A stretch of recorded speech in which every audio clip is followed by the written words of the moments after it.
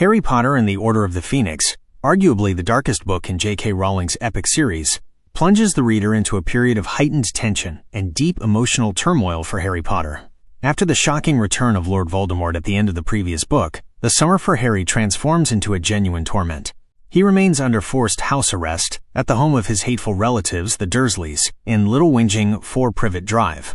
He's not only plagued by the usual lack of love and understanding, but also by a severe information blackout. No letters from Ron, Hermione, or anyone else from the wizarding world. This feeling of isolation and abandonment evokes deep anger and frustration in him, as he anxiously awaits news about Voldemort daily, but none arrives. Harry's patience wears thin when a regular evening stroll with his cousin Dudley turns into a nightmare. They are suddenly attacked by Dementors, horrifying, faceless creatures that suck out happiness, leaving only despair.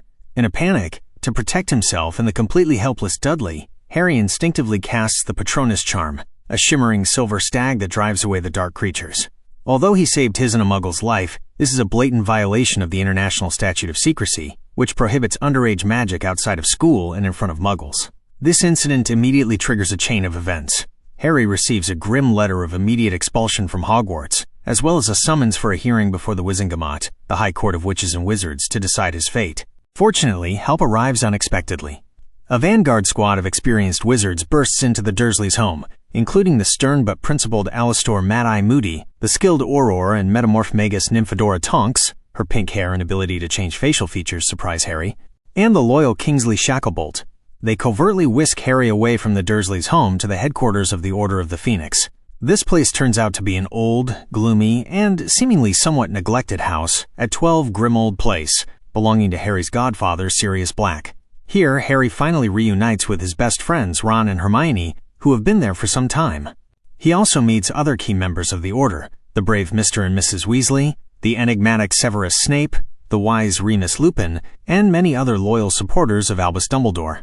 It is here that Harry learns that the Order of the Phoenix, a secret organization first formed by Dumbledore during the First War against Voldemort, has been reactivated to covertly combat the resurging evil, while the Ministry of Magic, led by the stubborn and paranoid Minister Cornelius Fudge, adamantly refuses to acknowledge Voldemort's return, dismissing Harry's and Dumbledore's claims as lies aimed at undermining the Ministry's authority. The Wizengamot hearing is one of the most tense moments in the book. Harry, alone against an entire council of elders, feels utterly helpless against the absurdity of the accusations and the bias of the judges. Fudge, openly hostile to Harry, does everything possible to discredit him, claiming he is mentally disturbed and seeking attention. However, thanks to the unexpected but crucial intervention of Albus Dumbledore, who arrives promptly at the hearing and provides compelling evidence, including the testimony of Mrs. Figg, Harry's squib neighbor who saw the Dementors, Harry is miraculously acquitted. This incident only deepens the rift between the Ministry and Dumbledore, as well as between the Ministry and Harry himself, as the Ministry is now even more convinced that Dumbledore and Harry are trying to orchestrate a conspiracy against it. Upon returning to Hogwarts, the atmosphere in the school becomes even more oppressive. The Ministry of Magic, seeking to establish complete control over the institution and suppress any rebellious sentiments, appoints a new defense against the dark arts teacher, Dolores Umbridge. She, with her obsessive fondness for pink, her peculiar voice resembling a toad's croak, and her hypocritical smile, is the true embodiment of bureaucratic evil. Umbridge systematically begins to transform Hogwarts into a totalitarian institution, implementing numerous educational decrees that restrict the freedom of students, teachers, and even magic itself. She categorically refuses to teach students practical magic, explaining that the Ministry fears Dumbledore is building his own army to overthrow the government.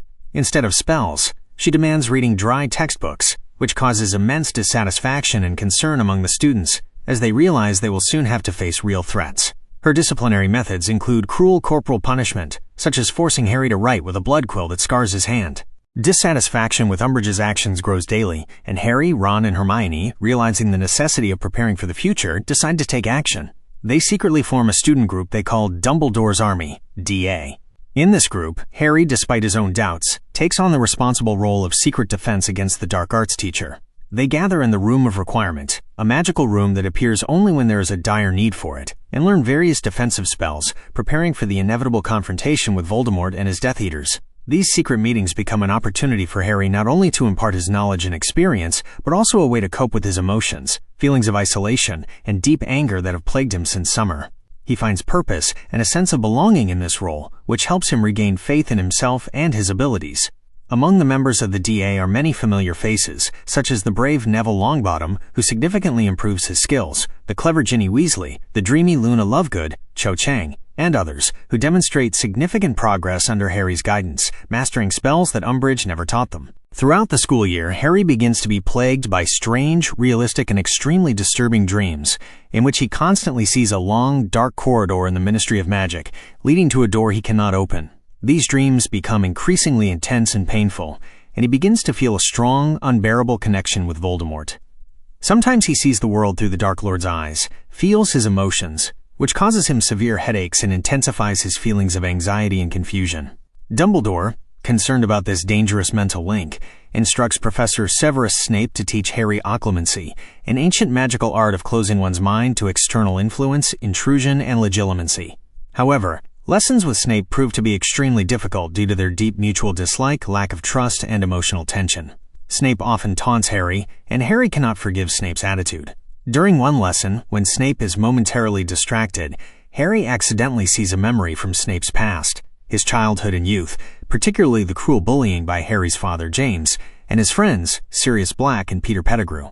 This further complicates their relationship and intensifies Harry's anger. Meanwhile, Umbridge becomes increasingly authoritarian and vengeful. She creates her own repressive body, the Inquisitorial Squad, composed exclusively of Slytherin students who eagerly spy on other students and report any violations, receiving privileges in return. She ruthlessly fires teachers whom she deems insufficiently loyal to the Ministry, particularly the beloved Professor Trelawney, whose firing, however, is interrupted by Dumbledore, and barely avoids firing the kind Hagrid. Ultimately, Dumbledore's army is exposed thanks to Umbridge's cunning plan and a betrayal by Marietta Edgecombe, Cho Chang's classmate, who now has boils on her face due to Hermione's magical punishment. To save Harry from inevitable expulsion and arrest, Dumbledore, with his characteristic genius, takes the blame, claiming that he created the DA with the goal of raising an army, after which he is forced to theatrically flee Hogwarts to avoid arrest. After this, Umbridge, to the horror of all students and teachers, triumphantly becomes the new headmistress of the school, establishing a regime of true terror, manifested in her cruel punishments and absolute control over the students' lives, and attempts to erase Dumbledore's memory. The climax of the book arrives when Harry has a particularly vivid, chilling, and extremely realistic dream, in which Sirius is in danger, being tortured by Death Eaters in the Ministry of Magic's Department of Mysteries. The dream is so potent and convincing that Harry, despite Hermione's warnings about a possible trap by Voldemort, believes that Sirius is truly in mortal danger. Feeling immense guilt, despair, and fear for his godfather, Harry, Ron, Hermione, as well as the brave Luna Lovegood, Neville Longbottom, and Ginny Weasley, demonstrating incredible courage and loyalty, set out for the Ministry to rescue him. However, upon arrival, they discover that it was a clever trap devised by Voldemort and Bellatrix Lestrange to lure Harry out and force him to retrieve the prophecy concerning them both, which is stored in the Department of Mysteries. In the Department of Mysteries, they encounter a group of Death Eaters, led by Lucius Malfoy, who are trying to seize the prophecy. A fierce and dynamic battle ensues between the group of young but determined students and the experienced, ruthless Death Eaters. Despite their youth and lack of real combat experience, the students demonstrate remarkable bravery and apply all the knowledge gained from Harry in the DA. They utilize every corner of the Department of Mysteries, from the Brain Room to the Time Room, to resist their enemies. However, the forces are unequal, and the situation becomes critical. Just when all seems lost, members of the Order of the Phoenix unexpectedly arrive to help Harry and his friends, including Sirius Black himself, Alastor Moody, Remus Lupin, Nymphadora Tonks, and Kingsley Shacklebolt. The battle escalates into a full-scale war within the Ministry's labyrinths. In the midst of this chaotic and deadly struggle, in an emotional moment when Sirius seems safe and fighting alongside Harry, he tragically dies. He is killed by his own cousin, the psychopathic and unbalanced Bellatrix Lestrange, who strikes him with a killing curse that sends him backward through the veil, a mysterious archway leading to another dimension. Sirius's death profoundly shocks and breaks Harry's heart, causing him an uncontrollable fit of anger, grief, and a desire for revenge. He tries to avenge Bellatrix, but his fury blinds him, and he narrowly avoids falling into her trap. Shortly after, Lord Voldemort himself appears, attempting to kill Harry, but he is stopped by Albus Dumbledore, who arrives just in time. A grand, epic duel ensues between them, showcasing the incredible power, skill, and magical might of the two most formidable wizards of their time. This battle devastates a part of the Ministry, and eventually, in the heat of the fight, Cornelius Fudge and other high-ranking officials arrive at the Ministry and see Voldemort with their own eyes. This moment is a turning point. It finally forces the Ministry to acknowledge the Dark Lord's return, putting an end to their policy of denial and ignorance. The wizarding world is once again plunged into a state of war. After these tumultuous events, in his office at Hogwarts, Dumbledore finally reveals to Harry the full meaning of the prophecy stored in the Department of Mysteries. The prophecy, uttered by Sybil Trelawney, states, "The one with the power to vanquish the Dark Lord approaches, born to those who have thrice defied him, born as the 7th month dies. And the Dark Lord will mark him as his equal, but he will have power the Dark Lord knows not, and either must die at the hand of the other, for neither can live while the other survives." Dumbledore also explains to Harry that his decision to keep him in the dark about the prophecy was to protect him from the burden of responsibility, from the possible influence of Voldemort, as the prophecy might tempt him or cause him to act recklessly, and from the temptation to exploit the connection between them. He also sincerely admits his own mistakes, expressing deep regret that he did not tell Harry sooner, and that his secrecy might have led to Sirius's death. Dumbledore shows Harry the significance of love as a power that Voldemort neither understands nor can defeat, for it was Harry's mother's love that saved him as a baby, and Sirius's love was his pillar of support. The book concludes with Harry, devastated by the loss of Sirius but more mature than ever, returning to the Dursleys for the summer holidays. He now understands his role in the inevitable upcoming battle with Voldemort. He realizes that his path will be dangerous and difficult, full of losses, but he is not alone. He has loyal friends, Ron and Hermione, who have been through thick and thin with him, as well as the Order of the Phoenix, which, despite all obstacles, continues to fight. This book is a turning point in the series, marking Harry's transition from childish innocence to a deeper understanding of his destiny, responsibility, and the terrifying dangers that await him in a world on the brink of full-scale war. It shows that the wizarding world is not black and white, but filled with shades of gray, political intrigue, bureaucratic folly, and personal tragedies, preparing the reader for even darker and more emotionally intense events in the subsequent installments.